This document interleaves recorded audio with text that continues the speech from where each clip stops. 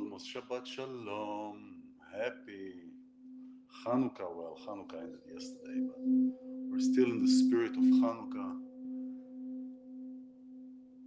And these skies, look at that, man.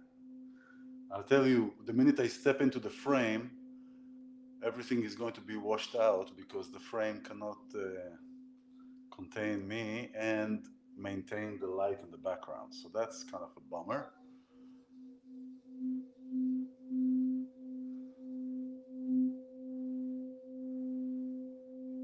The heart chakra. You know that our heart sends more messages to our brain than the other way around?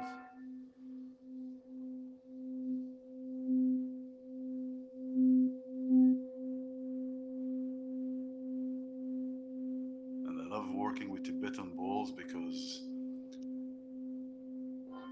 it's made out of 7 metals and can heal also through the vibration and through the sounds.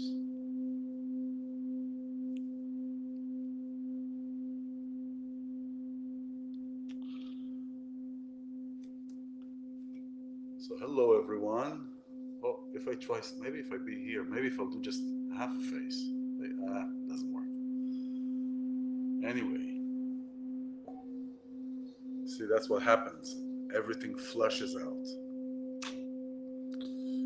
Yeah, well, hello, welcome. Well, let me one more time show the beautiful skies while the sound is going.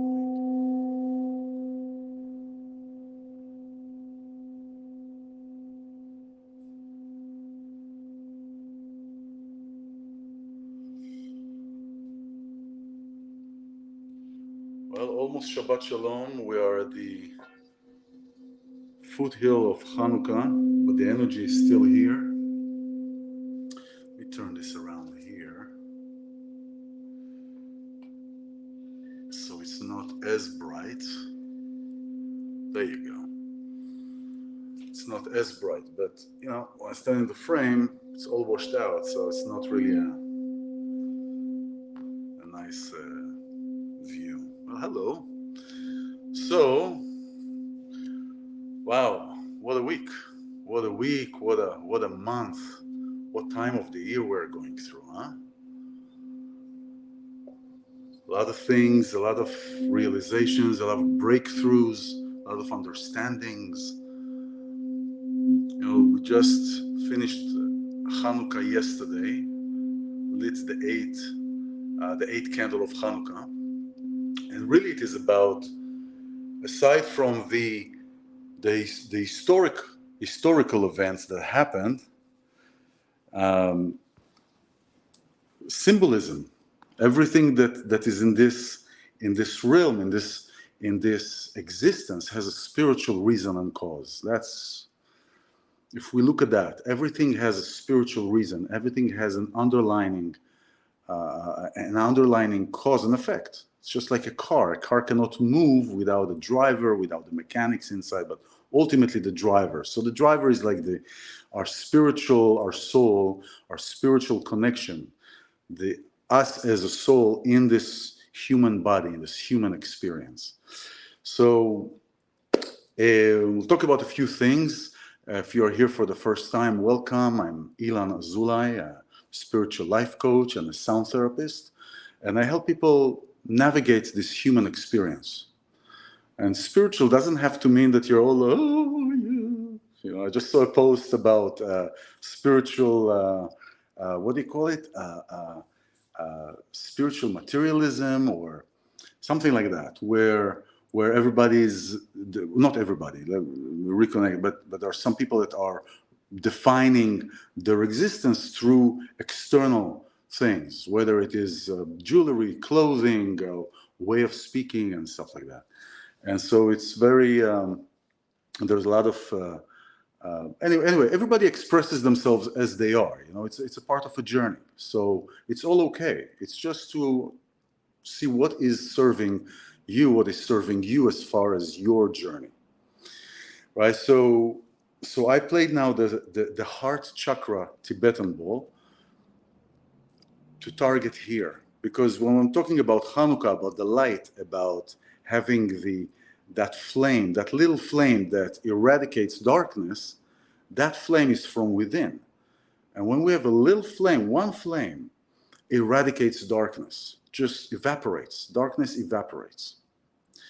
And when we're coming together, especially during these times, when we're coming together as humanoids or as souls in this human experience to experience and to come together from a place of trust, from a place of love and acceptance, it overpowers darkness, right?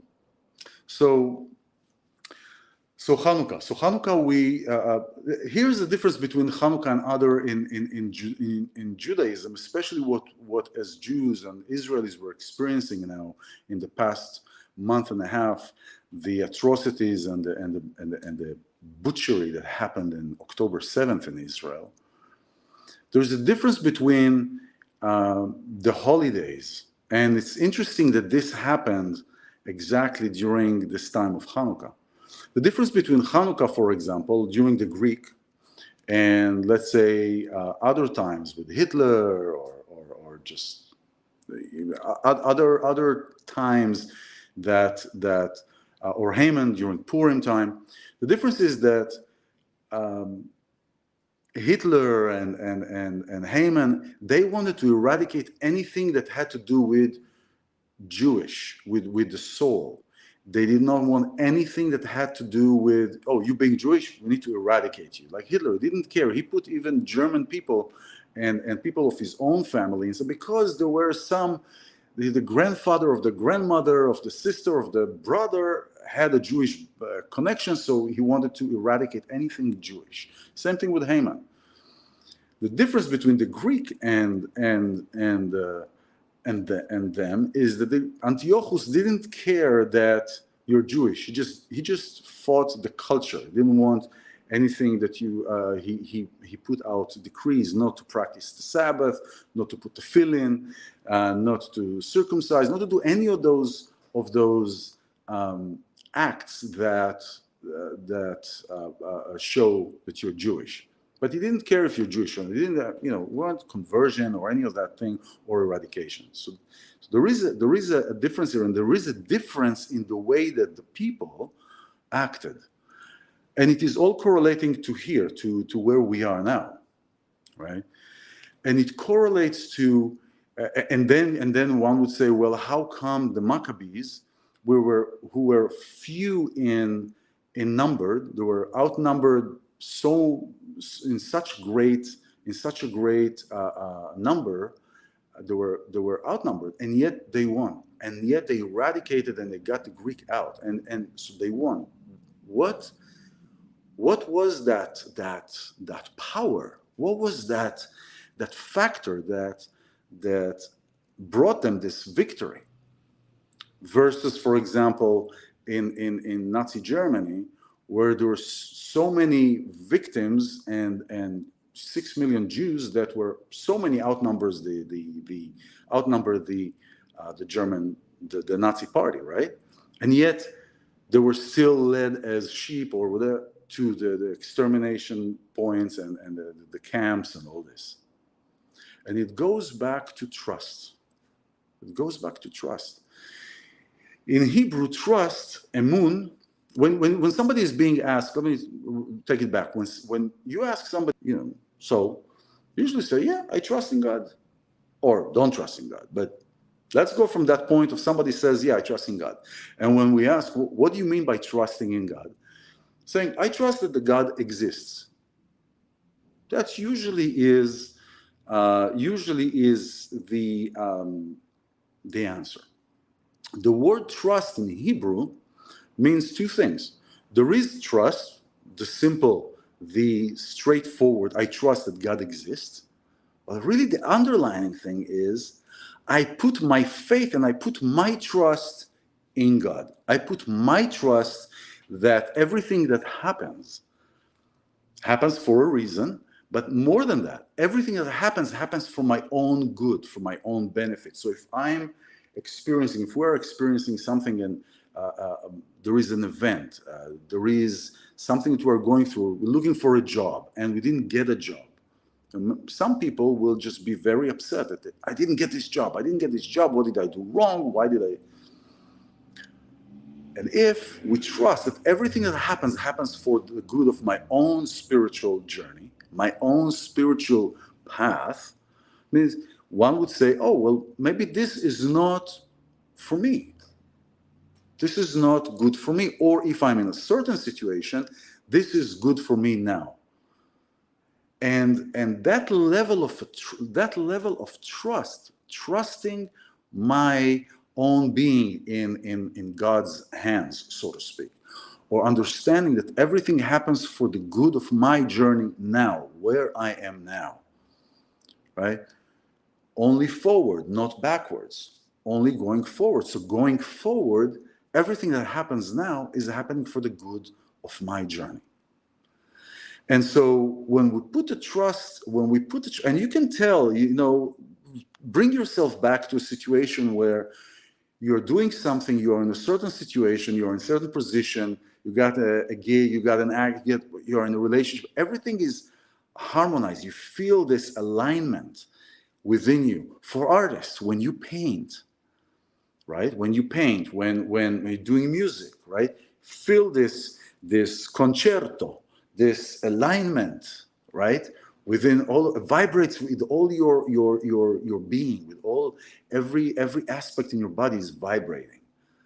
And we know that this is aligned with me, right? This is exactly what is good for me. And that is the feeling, that is the benchmark. That is the benchmark when we do meditation, when you're in certain situations where you're feeling aligned with yourself, and your heart and your mind are aligned, and everything is in sync and uno, like one.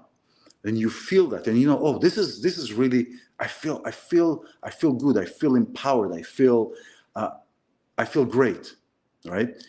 This is the alignment portion. This is where trust, knowing that God exists, and putting my trust in God comes in alignment. And this is the experience that the Maccabees went through. What did they base their fight against the Greek?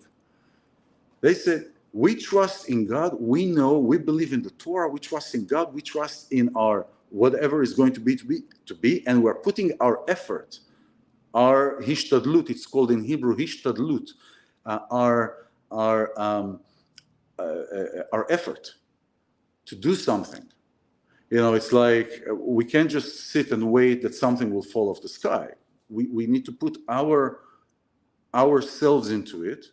And in the Torah, it's written, when we put ourselves into it, God and the universe aligns everything to help us. When we are intentionalizing, when we are voicing, when we're doing an action, because the action that we take is a translation of our intention, a translation of our imagination towards manifestation, towards doing something, towards receiving something. Without doing it, it's just going to stay in the ether. There will be no tool for the spiritual to manifest through the physical. So our imagination, our thoughts, when we say abracadabra, create what you speak, that is the first section of thinking, imagining, speaking it out, hearing the frequencies, and that is the spiritual part. And then when we do what we're doing, working on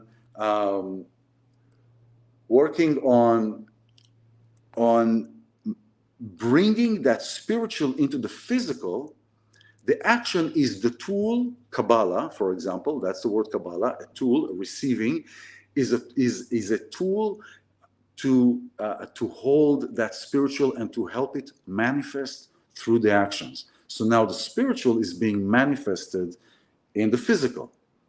But if it only stays here, it won't go anywhere. It'll just stay there. It'll just create ripple effect, but it'll stay there. So the Maccabees really, that is really what pushed them forward. The believing in God, and with that is the unification between themselves. The unification, when there was a break in the spiritual unification. And when I say spiritual unification, it is how we treat one another, how we are with one another. Are we kind? Are we compassionate? Are we judging? Or are we condemning? Or are we complaining about you're doing this, no, do this, or we are together and coming together as little flames, one little flame and another little flame create this huge bonfire that eradicates darkness. And when we are in that space, this positive energy space, we eradicate darkness.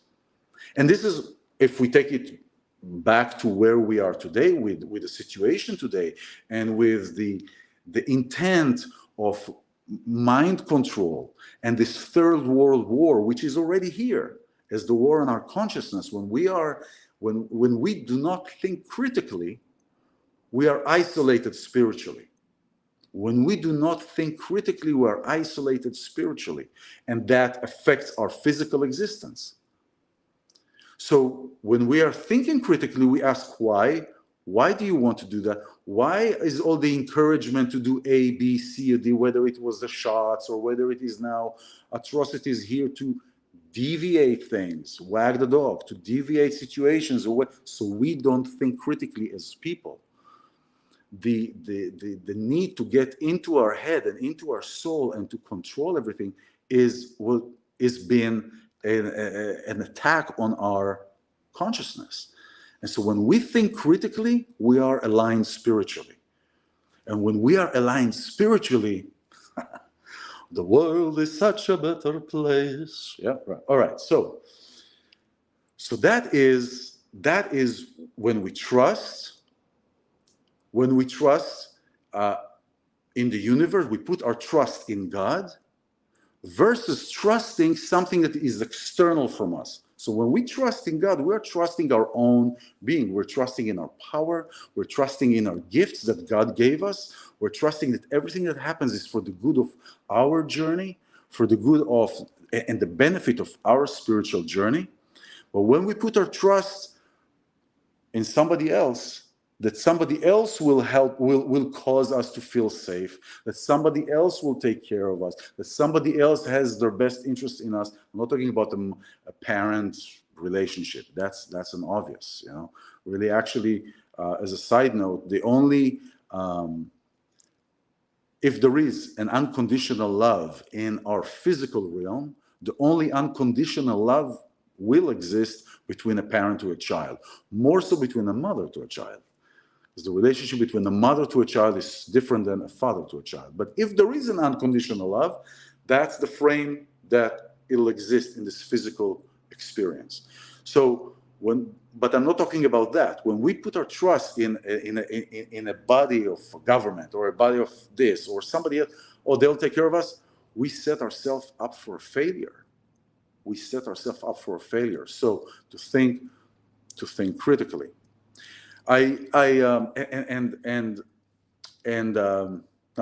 Okay, so I spoke yesterday to a dear friend, an Israeli. She's here in LA, and we spoke about the situation that happens that is still in Israel. I mean, there are still kidnapped people that were not released. Every day or every week, there are more news of some of the kidnapped people that were murdered or were executed by Hamas.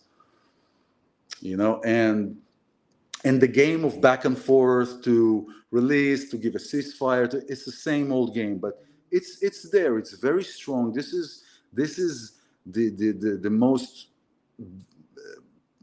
strong anti-Semitic attack on Judaism since World War II. Okay, and it's just increasing. So what happens in Israel, because Israel, as a size of a country, is smaller than Jersey. Think about it. Entire Israel is smaller than Jersey. If you look at Texas, for example, you can put Israel inside Texas about 30 times. That's the size of Israel. So when something happens in the north, you automatically hear about it in the south. When something happens in the sea, in the east, you automatically hear it in the west. Right? So everything is is boiling at the same place. So if something happens, so people in Israel and people here are very into this, not everybody, but are very into this despair of what is happening, despair, the sense of, oh, this is our existence, we're fighting to our existence. And also people that have not been directly affected by the atrocities, like if they had some family member or a friend, also if they were not directly affected, they choose to be in that darkness space, in this place of despair of what happens, and cannot function and cannot do what they need to do or what they want to do, and cannot continue with their life as a matter of solidarity. And I get that this is a very, very stressful time. But if we so there are the people that are directly affected by family loss, by friends loss, and we, the others who have not been directly affected, are here to support those families and those individuals that went through and are still going through grieving and trauma and all this negative energy. Those who were not directly affected must stay in the light. We must be in the light to allow, first of all, a cushion for those who've been directly affected to lay on and heal. But we must stay in the light and continue to give, to explain, to talk about what needs to be talked about, and to continue and think critically. Many artists that are performing for those who've been affected. But we need to stay in the light and not drag ourselves down into the same level of despair that those who've been directly affected are currently in. Because if we go down there as well to that energy and find ourselves that we are also not capable of moving forward because of that, we allow those perpetrators and those bullies, those government bullies or those world bullies, so to speak, to make things in that context, win and get what they want. We need to stand up. We need to bring our candles, our Hannukah candles, our one flame. We need to bring all our flames together and continue to be in the light so we can be a cushion and a comforting arm or a comforting shoulder for those who are still grieving, who are going through these atrocities. And so trusting, and with that, remember the trusting that everything in the big picture, in the bigger picture, everything happens for a reason. I mean, I'm looking at the people, Jewish people and the people of Israel, and after what happened, and what happened is that event brought us closer together. So close that it's really hard to, I mean, I'm seeing things in Israel and here that have not been seen before as far as matters of closeness of people. It is unfortunate that those are the events that bring us closer. But look, for example, at the Holocaust. Israel came to existence after that. Was it justified? I'm not going to go into there because I don't know what God's plans are. But I do know that those situations caused us to be stronger. And us as humanity, as people, regardless whether you're Jewish or not, those are the times that we need to come together and remember that we are light, that we remember that our gifts that we have are to flourish and to grow and to be light to the rest of everybody, especially in times of despair.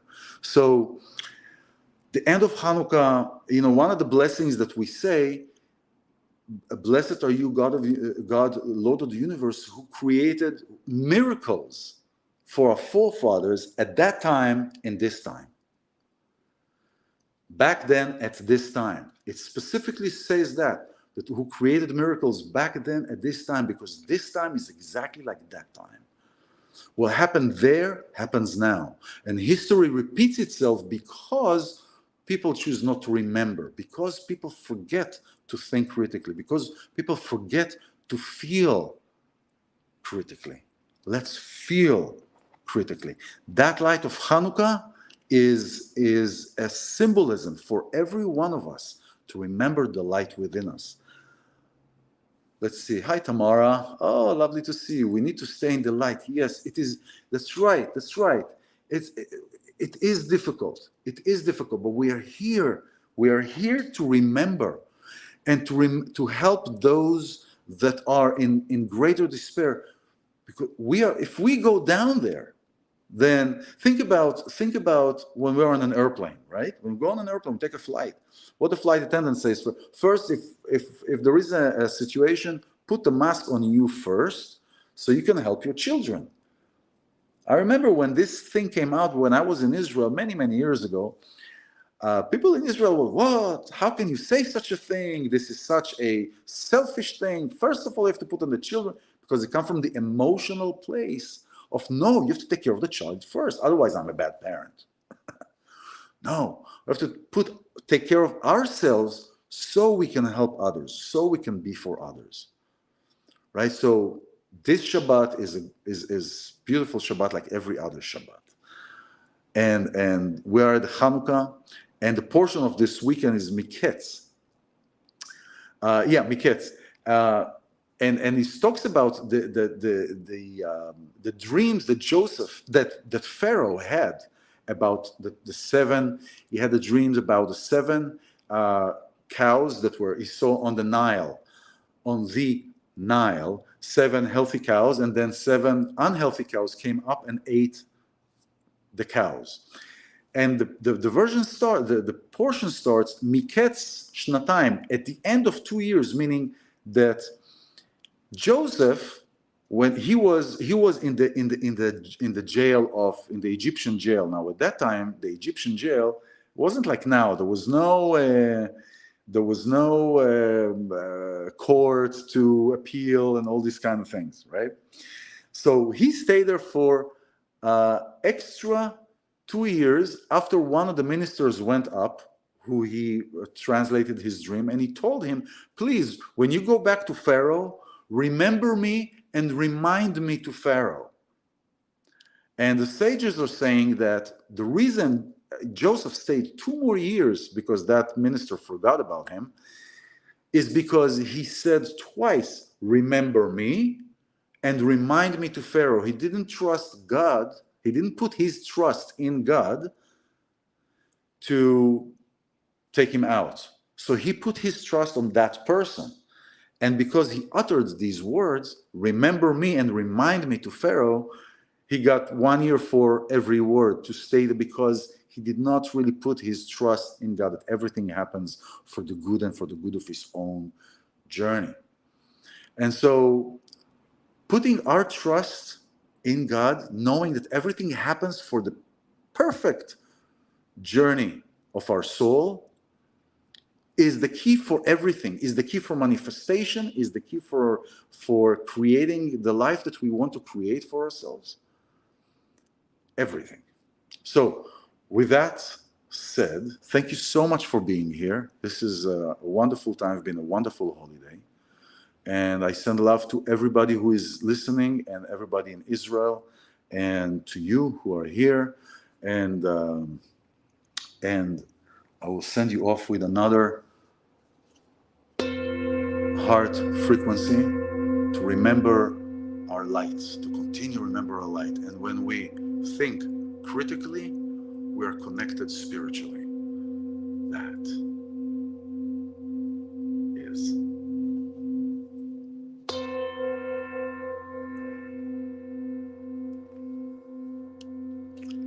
And I'm going to end this with this. Look at that. Just look at that.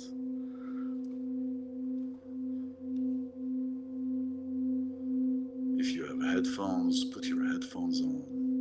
I will stay here a few more.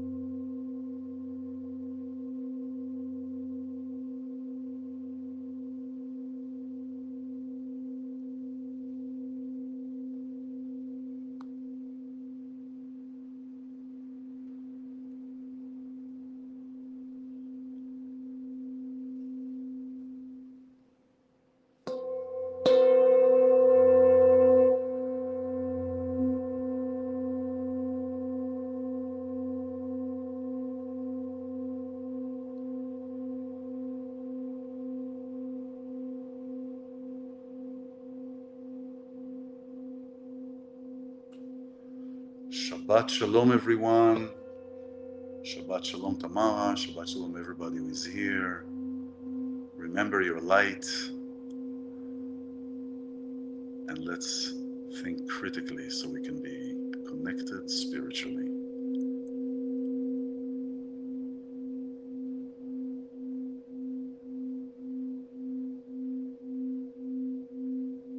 Shabbat Shalom.